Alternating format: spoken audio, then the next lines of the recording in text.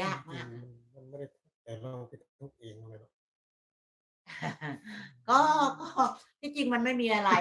แต่กิเลสมานี่มันไปยึดเอามันไปช้ำอกช้ำใจเองค่ะมันไปปรุงแต่งเอา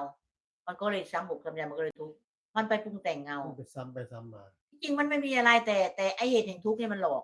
มันคิดกลับไปกลับมาคิดกลับไปกลับมานั่นแหละค่ะสับไปสับมาสับขาหลอกอยู่อย่างงั้นก็เลยทุกข์เพราะว่านั่นคือไม่มีกำลังนั่นคือเป็นธาตุของมันคิดแล้วก็คิดอีกนั่นไม่มีกำลังค่ะอันเก่านั่นแหละนั่นแหละค่ะถึงอยากให้ท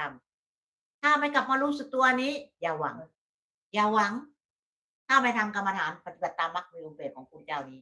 ใครก็ตามไม่เก่งเกินถ้าทำคำสั่งสอนพุทธเจ้าปฏิบัติตามมรรคมีองค์8ถ้าจิตดวงใดเชื่อจิตดวงใดปฏิบัติตามจิตดวงนั้นเดินทางเข้าสู่มรรคผลนิพพานได้นะถ้าจิตดวงใดยังไม่เชื่อจะลัดเอา